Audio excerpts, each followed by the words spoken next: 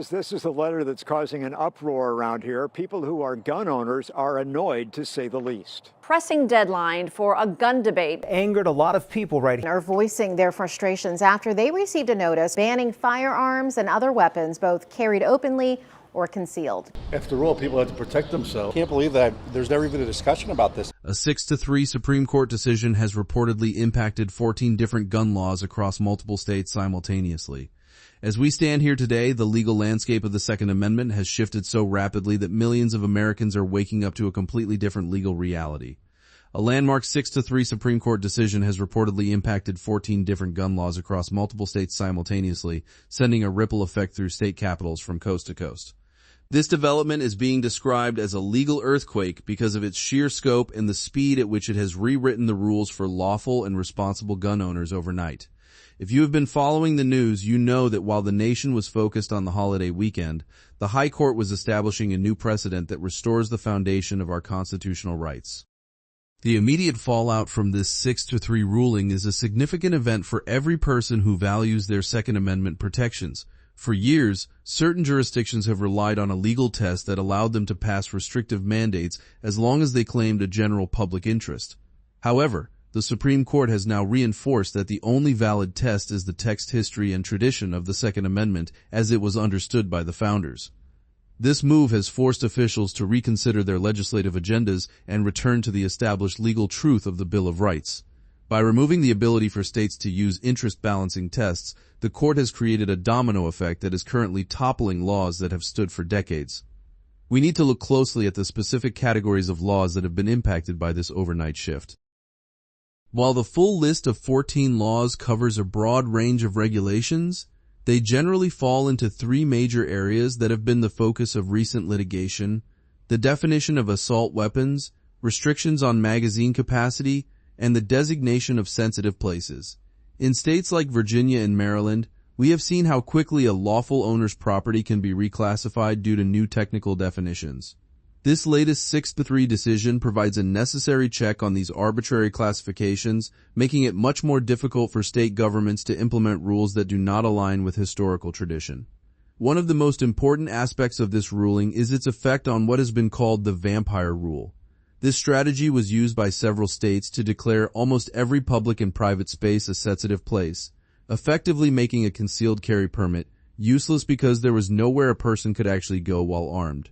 However, the Woolford v. Lopez opinion, combined with this new 6-3 decision, has significantly altered that dynamic. The courts are now ruling that carrying a firearm is a constitutional right, not a government-granted privilege, and that states cannot simply ban carry on all private property by default. This is a major victory for personal privacy and the ability of citizens to protect themselves in their daily lives. In states like California and New York, the response from officials has been concerning. Rather than moving into immediate compliance with the Supreme Court's direction, some administrations are attempting to find new ways to navigate around the Constitution. We have seen reports of new July rules specifically targeting certain demographics, such as seniors born in the 1940s through the 1970s. These rules often involve complex storage requirements or carrying restrictions that could lead to legal complications for those who are not staying informed. This is why exercising personal discretion and maintaining an education on local laws is the best way to protect your legal equity.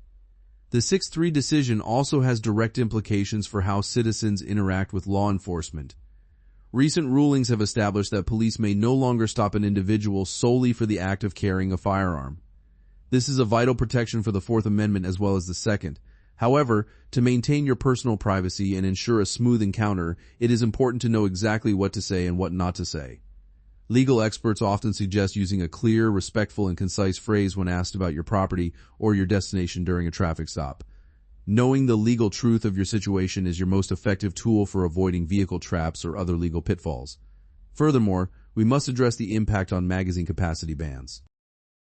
For months, cases have been working their way through the federal system, and this latest Supreme Court activity has accelerated the timeline for these restrictions to be challenged. In many jurisdictions, laws that were once considered settled are now in a state of total reevaluation.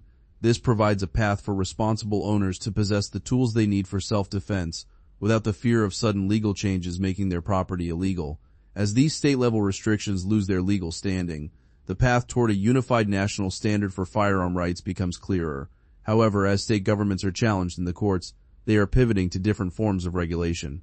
We are seeing a rise in private sector overreach, specifically through homeowners associations, HOAs. These boards are attempting to use private contracts to implement the very same restrictions that the Supreme Court has limited for the government. To protect your privacy in your home, it is essential that you review your community's bylaws and look for any clauses that might attempt to treat your lawful property as a nuisance or a safety hazard. Uniting your community to legally challenge these policies at the local level is a highly effective strategy for maintaining your rights. The 6-3 decision has also empowered federal authorities to take a more active role in defending the Second Amendment. Recent reports indicate that federal agencies have launched new lawsuits aimed at ending state-level bans that do not meet the Supreme Court's historical test. This represents a significant shift in policy and suggests that the 14 laws currently impacted are just the beginning of a larger restoration of constitutional standards. As the legal system begins to correct these imbalances, it is only a matter of time before more restrictive state policies are brought into alignment with the Bill of Rights. For those who have spent years feeling like their rights were under constant pressure, the message from the Supreme Court is one of restoration. But we must remember that those who disagree with these rulings are not likely to stop their efforts. They may attempt to ignore court orders or find legislative workarounds that test the boundaries of the law. This is why we must remain vigilant and continue to openly challenge any mandate that does not respect our established freedoms. The legal truth is on our side, but it requires a community of informed and responsible owners to uphold it. To protect yourself in this rapidly evolving environment, you need to stay updated on the specific rules for your jurisdiction.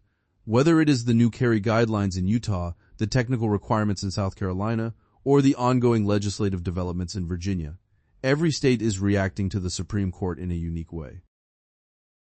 You must understand how these laws apply to you in every situation to ensure your castle remains secure and your rights are not quietly infringed upon. In conclusion, the 6-3 decision that took place overnight is a testament to the importance of the legal and judicial processes in our country. It proves that when we focus on the text and history of our founding documents, we can achieve a more stable and just interpretation of our rights. This is a significant victory, but the work of protecting our freedoms is a continuous responsibility.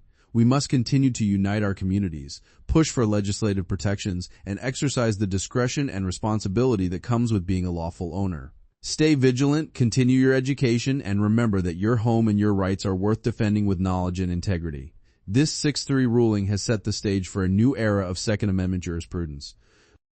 As the 14 laws currently impacted continue to be analyzed by legal experts, we will likely see more clarity on how these changes affect our daily lives. I will continue to track these developments and provide you with the most accurate and up-to-date information as it becomes available. If your state has seen immediate changes following this decision, let the community know in the comments below. Transparency and shared knowledge are our best defenses against overreach. Protect your privacy, stay informed, and always arm yourself with education.